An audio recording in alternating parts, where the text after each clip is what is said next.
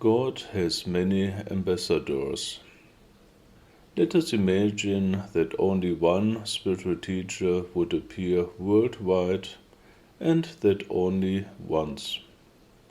Even if spiritual teachings spread well, it would be too little because we have language, cultural, and traditional barriers, and the world is just too big for one teacher. In terms of time, it would also be disadvantages since everything is in permanent change and spiritual teachings must be adapted to the needs of the time. That's what common sense tells us. From a purely human point of view, on the other hand, it is a great temptation to present oneself as the one and only true messenger of God and to defame all others as impostors or led astray by the devil. The ego is strong, and the overestimation of oneself in the religious sense is particularly powerful. This human approach of presenting oneself as the truly chosen one and defaming all others has a certain comedy character, since almost everyone does it and insults each other. Unfortunately, this infantile behavior does not contribute to international understanding, but leads to fighting, resentments, and war. From the spiritual point of view, God has many servants, many ambassadors at all times and in all places of the world. We see the principles of divine wisdom and abundance at work here. Why should God limit himself?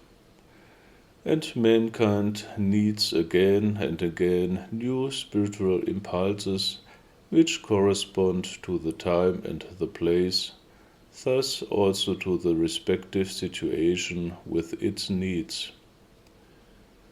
Now you have to understand that the human being develops spiritually over many incarnations, and so there are human souls with different maturity and knowledge.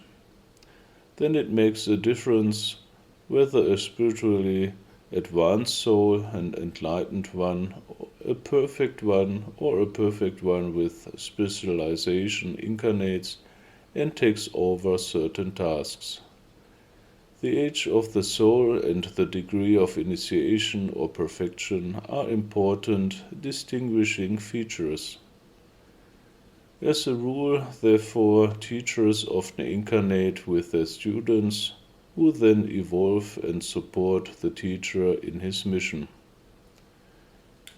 In general, it is true for all souls that they are not limited to one culture and one religion, but actually wander through all cultures, countries, and religions, and incarnate again and again in order to perfect themselves. God is not in possession of a religion, but the whole creation in its diversity belongs to God. True servants or ambassadors of God are not bound by ego, but are devoted to love and wisdom and thus humble.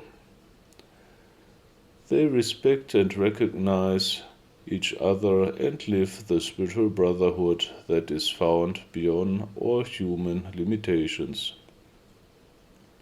There can be only one Highlander, as it is said, but there are many temples of God, many highly evolved souls who carry the divine spirit in its virtues and spread it throughout the world.